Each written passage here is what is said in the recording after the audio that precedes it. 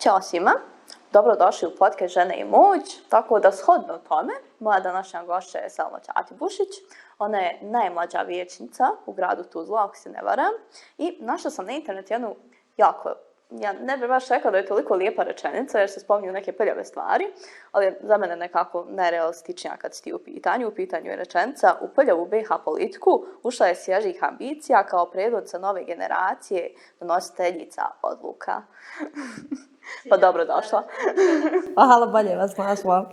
Ta je rečenica baš nekako i rečenica kojom se ja vodim. Smatram da je na nama nekim mladim političarkama i političarima dužnost da očistimo tu prljavu BiH politiku, a ne samo da bježimo od nje, nego da se zauzmemo i na neki način pokušamo napraviti neke nove stvari i promjene u našoj državi.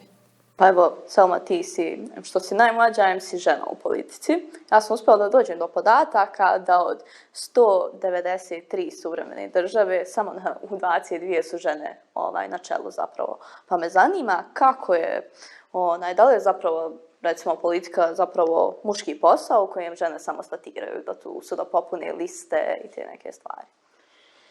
Pa, znaš kako, Mirala, ja ću biti veoma iskrena. Politika jeste još uvijek, nažalost, vodi se kao da je to muški posao i mislim da je konačno vrijeme da se takve stvari mijenjaju. Žene ne trebaju da budu samo kvota na listama.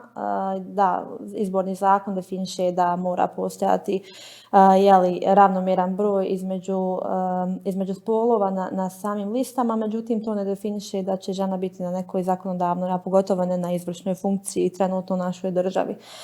Tako da mislim da treba da se mijenja od onih od same mjesne zajednice treba da se mijenja ta politika, da se žene na neki način osnažuju, da uđu u sav taj proces, pa onda dalje kroz političke stranke gdje će se žene izboriti za svoje mjesto, ne da budu samo ta kvota, nego zaista da zajedno sa svojim kolegama imaju mogućnost da se takmiče za ulazak u neki nivo vlasti i na kraju krajeva da se bore i za te izvršne funkcije i da budu kako na lokalnom, tako i na višim nivoima vlasti. Pa evo, mislim, politika nije, nažalost, jedino zanimanje gdje su žene nekako manje zastupljene ili čak manje se usude da se zaposle u određenim strukama, da se čak školuju za određene struke. Pa danas sa nama je tu zapravo Ivana, to je mlada studentica elektrotehnike. Mi smo zaista svjedoci da jako mali broj djevojaka upisuje uopšte elektrotehniku, pa smo upravo i Ivanu pitali kako je biti žena u muškoj struci, pa ćemo sad čujemo njenu izjavu. Biti žena u takozvanom muškom svijetu, to jest muškom zanimanju, za mnoge djevojke je challenge. U Bosni i Hercegovini od malena nas uče koji su to muški, a koji ženski poslovi. Zbog tih predrasuda, žene u Bosni i Hercegovini u IT sektoru čine samo 20 do 30%. Mada statistika govori da taj broj raste. Dobar primjer je da na mom fakultetu elektrotehnike u Tuzli, na smjeru računarstva, djevojke ili prevladavaju ili je omjer približno jednak, dok na energetici, robotici i ostalim smjerovima tu i dalje vidimo znatno veći udio muškaraca. Ja smatram kako ne postoji muški ili ženski posao, te da ove brojke i procenti bi definitivno trebale brže rasti, te da mlađim djevojkama trebamo pričati i stvoriti svijest da mogu biti ono što žele. Evo, Selma, šta ti misliš o ovom? Da smo toliko još uvijek kao čitav spol jedan zapravo snalazimo na margini? To je nažalost veoma tačna konstatacija i slažem se sa Ivaninom izjavom. Želim da naglasim, uvijek spominjem to nekako istraživanje UN Women koje govori zapravo da kada su u pitanju žene u politici da važe te predrasude, da se žene bave isključivo socijalnim pitanjima, dok stvari poput ekonomije, infrastrukture i kao što se navodi bitnijim stvarima, sa time se ja ne slažem, smatram da je sve podjednako bitno, time se bave muškarci. Tako da smatram da činjenica pokazuje da nažalost mlade djevojke i žene jesu na marginama za brojne poslove. Evo konkretno znam koliko je teško biti mlada žena u politici zato što sve ono što naše kolege muškarci rade mi moramo da radimo duplo da bismo mogli da dobijemo neko mjesto, odnosno neku poziciju da o nekim stvarima odlučujemo. Kako od samog položaja uglavnom u većini političkih stranaka, tako već sam spomenula i za listu. tako i u samom nekom organu vlasti i uopšteno i kroz kampanju veoma smo na marginama.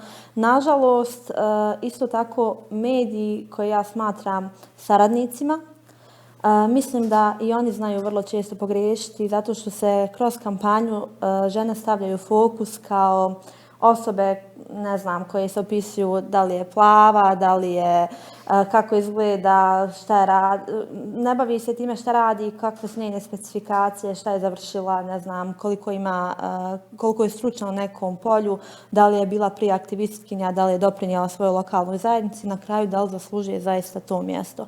Tako da mislim da se te stvari trebaju početi mijenjati ako želimo vidjeti ako želimo ići prema tim nekim evropskim standardima i na neki način i na tom polju rodne ravnopravnosti biti u plusu.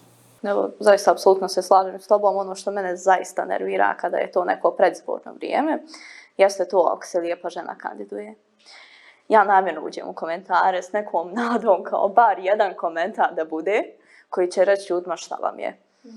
Jer većina je tih komentara, zašto se nije prijavila za zadrugu, šta će ona u politici, o uvredama da ne pričam koje budu i sve to samo zbog fizičkog izgleda. Iz nekog razloga lijepa žena ne može biti pametna, ne smije se kandidovati osim za izbor za mis.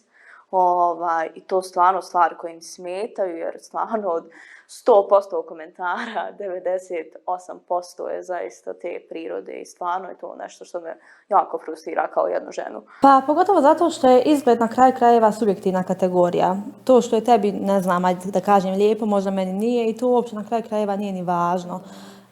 Ne samo da su, ajde po nekim standardima da kažem, neke ljepše djevojke na marginama, ili svi su na marginama, žene su uopšteno na marginama.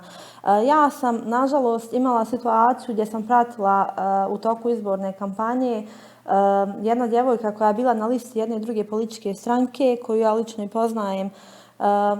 Vidjela sam koliko se na osnovu nekog njenog fizičkog izgleda koliko je, nažalost, ona stvarno bila potlačena, kakvi su to bili komentari, da nijedna mlada djevojka, žena, nebitno, ne zaslužuje takve komentare i bez obzira što smo bile, naravno, hajde da kažem, suparnice u toj nekoj borbi za ulazak u gradskog vijeća, ja sam uvijek na strani žena i djevojaka i žao mi je što u fokus nije ušlo to da li ona zaslužuje kao neko što je doprinosio ili nije doprinosio zajednici da uđe u to gradsko vijeće, nego se to bavilo isključivo tim nekim fizičkim izgledom. Onda isto tako, ne samo da to su na neki način, da kažem, direktni napadi, postoje određeni i, ajde da kažem, indirektni napadi. U tom smislu to već nose političke stranke. Nažalost, mislim da se i same žene s tim slažu i na neki način mogu reći da je i na nama krivica. Gdje vidim, na primjer, da kada su u pitanju izborni plakati, svaka djevojka, žena, mora da bude, da kažem, usakojičena, da je to neki tamni, ne znam, sako, bila košulja, iako to u stvarnosti ne nosi. Svaka od nas treba da bude na neki način kulturno obučena spram, naravno, posla koji obavlja, ali zašto to ne bi bila neka kulturna haljina koja je neke vesele boje?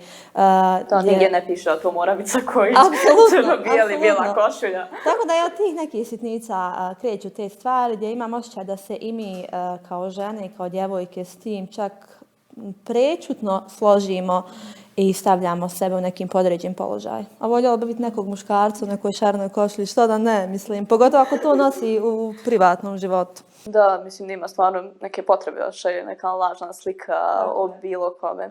Pa evo, baš bi iz ovih razloga htjela da pitam kad je bilo najgore biti mlada žena u politici? Pa, svaki dan, šalim se. Pa ja sam iskreno jako počastvovana što sam na ovom mjestu. Što sam prepoznata od strane građanki i građana, što sam dobila povjerenje koje nastojim svakim danom da opravdam. Međutim, da je teško, jako je teško. Bilo mi je teško i u kampanji, kažem, zato što imam osjećaj da sam morala da radim duplo. Imam osjećaj da duplo mi je i teže, zato što ne samo što sam žena, nego što sam i mlada osoba. Zato što su i mladi na marginama, nažalost, pogotovo od strane svojih starijih kolega koji uglavnom, neću da pravim neku generalizaciju, ali uglavnom imam osjećaj da stariji osjećaju se vrlo često kao da će im, ne znam, mlade osobe zauzeti neko mjesto i vodi se time da treba dati podršku mladima, ali nemoj ti si još mlad ili mlada, tvoje vrijeme će tek da dođe. Tako da smatram da sam se morala, konkretno u mojoj političkoj stranci imala sam podršku, ne mogu da od tog bježim i to uvijek kažem, ali inače mlade osobe jako im je teško. Tako da i sada u gradskom vijeću šta mi najteže pada jeste što imam kolegice, nas je 8 od 31 vijećnika i vijećnice. Nažalost, nadam se da će biti to nekako srazmjerno naredni mandat, da ne budu to ovi procenti, ali mi je teško što i same žene i djevojke vode se više stranačkim odlučivanjima, nose te neke stranačke okove i nažalost jedna drugu ne podržavamo kada su u pitanju stvari, to jeste prioriteti koji se tiču isključivo potreba žena i djevojaka. Ja lično sam glasala i uvijek ću glasati za sve što smatram da je opravdano, da je dobro, pogotovo kad su u pitanju stvari koje eto lično i mene na neki način pogađaju. Svaku ženu na kraju krajeva. Upravo. Tako da, ne znam, mi smo, eto, prethodno vijeće, prošlo vijeće, zapravo prošli mjesec, htjeli smo da stavimo tačku dnevnog reda da govorimo o, ne znam, napadima na žene u Tuzli, što se desilo, kakva je situacija, na koji način da vidimo da utječemo na više nivoje vlasti, da se napravi taj javni registar seksualnih prestupnika, da se zaštite žene i djevojke. I moje kolegice u vijeću su glasale protiv samo da se ta tačka stavi na dnevni red. Mislim da si čak napisala i status o tome na Facebooku, čitala sam, isto bila sam ogorčana jer ne mogu da vjerujem da ti kao žena ne želiš da razgovaraš na tu temu. Evo, ne morate donijeti nikakvu odluku, nikakav zaključak, ali daj da pokrenemo, da bar prvi put porazgovaramo o tome nečemu i to je zaista strašno, ja bih rekla, jer ja mislim da ne postoji žena koja se u Bosni i Hercegovini 100% osjeća sigurno.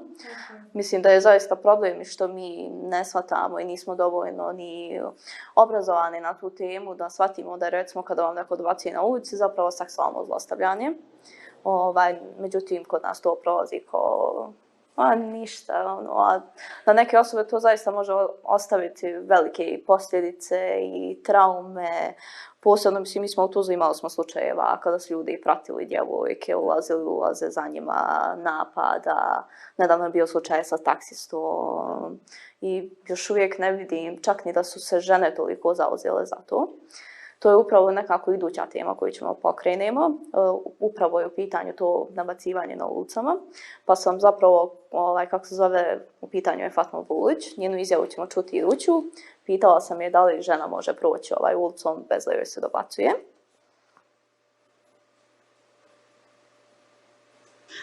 Pa žena definitivno može da prođe ulicom bez da primi loše komentare od strane bilo koje populacije, muške ili ženske.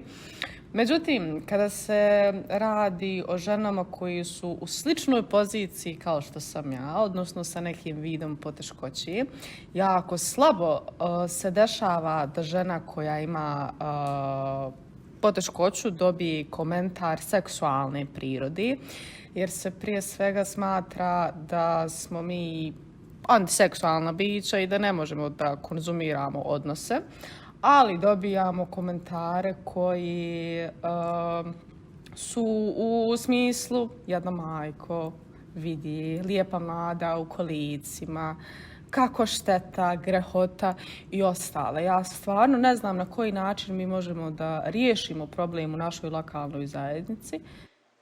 Evo, mislim, nekako je na kraju uspjela i pitanje da postavi. Da li misliš da zaista postoji ikakav vid rješenja? Pa naravno da postoji. Ja bih se dovezala, to nekako seže, ja bih rekla, u ranim školskim i predškolskim danima. Od školskih klupa gdje kada dječak, ne znam, zadirkuje djevojčicu, kaže ma de pusti ga, sviđa mu se, vidiš da on tebe zapravo simpatiše, to što te tuče ili te čupa za kosu, to je zato što si mu draga. Mislim da odatle treba da počinjemo da mijenjamo neke stvari. Da kada se to dešava da kažemo tom dječaku, djevojčici, da im se objasni to nije u redu, tvoj drugarcu ne trebaš tako. naravno da imaš da dobije neku primjerenu sankciju, da tako kažem, ne znam, nemoj to više da radiš i šta ja znam, da počnemo od tih ranih dana da mijenjamo neke stvari, ali isto tako da natjeramo sistem, odnosno da se sistemski ti problemi rješavaju. Kako kroz lokalni nivo, tako i na najviši nivo. Nažalost, i kada su u pitanju, ajde da kažem, krivične sankcije prema našem krivičnom zakonu Federacije Bosne i Hercegovine, za seksualne prestupnike to su po meni jako, jako niske kazne. I vrlo često se desi da, nažalost, nemamo ni tog javnog registra, da je osoba koja napravi neki seksualni prestup, obzirom da nije na pravi način sankcionisana, vrlo često i povratnik u to djelo. Tako da mislim da je prvenstveno potrebno da se o tome priča, da ta tema više ne bude tabu tema, da o tome govorimo, da se govori o tome i u školama i u vrtićima ako treba, a da ne govorim već na fakultetima i kada smo svi zrele i odrasle osobe. Mislim da vrlo često, ne znam, lokalni nivo kaže, ma nije to naša nadležnost, kantonalni kaže nije naša nadležnost i to je tako prebacivanje. To su teme po meni koje nemaju nadležnosti, o kojima se mora govoriti uvijek i svugdje. Mislim da svako gradsko vijeće treba da ima tačku dnevnog reda koja će govoriti o tako tim nekim bitnim stvarima za društvo, a time i državu. Tako da vjerujem da postoji način, samo ako postoji volje. Evo ovo želim da te pitam kao mladu političarku. Zašto misliš da još uvijek na bosansko-hercegovačkoj političkoj sceni ne vidimo žene sa poteškoćama u razvoju, kao što je, na primjer, Fatma, ne vidimo pripadnike LGBT plus populacije, ne vidimo Rome? Zašto misliš, da li ti ljudi, mislim, ja se ne slažem sa tim, ne mislim da nisu zainteresovani, ili im jednostavno niko ne daje priliku, ili su, nažalost, tu kao i žene da popune zapravo listu i ako se nađu nekada na listi? Pa, nažalost, postoje te predrasude gdje mi nismo dovoljno kao društvo uopšte obrazovani i svjesni nekih situacija. Ja koja sam konstantno u tome i koja sam i kao aktivistkinja, znam neke stvari, pa vrlo često se iskreno znam poslušati nekim terminom koji nije adekvatan. Ali želim da to ispravljam i vremenom gledam kako, na koji način da se to ispravi. Zbog čega osobe sa invaliditetom se teško odlučuju ući u politički život ili neke druge populacije koji su na neki način na marginama? Pa ja vjerujem upravo zbog toga što sam ja navela da je meni duplo teško zato što sam žena i duplo teško zato što sam mlada osoba. Isto tako vjerujem da je tim osobama. Znači, ako je neko osoba sa nekim oblikom invaliditeta, postoje prepreke gdje ti, mislim, još uvijek u našim institucijama na kraju krajeva nema adekvatnih prilaza za osobe sa invaliditetom koji su kolicima ili koji malo teže mogu da pristupe radi nekih arhitektonskih barijera, da ne govorim samo da ti teško možeš sjednici pristupiti kao neko ko se nalazi u takvom položaju. Tako da vjerujem da su to neke stvari s kojima se jako teško mogu ljudi nositi. I vjerujem da trebamo sve osobe koje su na marginama raditi na istinskom osnaživanju. Kroz edukacije, kroz projekte, kroz uopšteno neformalno obrazovanje, ali boga mi i sistemsko rješenje. Tako da vjerujem, ja uvijek spominjem koliko je značajno to neformalno obrazovanje koje nažalost kod nas uopšte nije vrednovano nikako. Gdje nemamo volonterske knjižice ni na nivou lokalne zajednice, ni na nekom višem nivou, gdje se osoba koja je aktivna u nekoj nevladnoj organizaciji godinama Da se to računa za nešto. Da se to za nešto računa. I mislim da je to od izuzetnog značaja, jer tek kad se počnemo obrazovati, a ne samo se školovati, tek tad ovo društvo može vidjeti neke promjene. Evo, za kraj želim da ti pitam, da li žene mogu upravljati samo kućanstvom ili mogu i čitavom državom? Pa naravno, mislim, to je pitanje za mene. Žene, kao i svi mi koji imamo volju, i muškarci i žene, koji imamo istinsku volju, želju, koji se obrazujemo, radimo, želimo da doprinesemo, naravno, samo mi svi zajedno možemo praviti te promjene. Tako da, apsolutno po meni nema kako da kažem, moramo se jednostavno snašti, moramo se svi uključiti u te procese. Evo, mislim, ja sam apsolutno slažem s tobom i pitanje više je bilo tu samo da čujemo te zapravo ohrabrujuće riječi, jer nadam se da ste sve svjesne da možete upravljati cijelom državom i da zaista sve što želite da radite i bilo koje zanimanje, da zaista možete da se bavite njime. Samo hvala ti puno, uživala sam. Također. Pa se vidimo i nekom drugom prilikom. Hvala. A vama hvala što ste nas gledali. Ćao.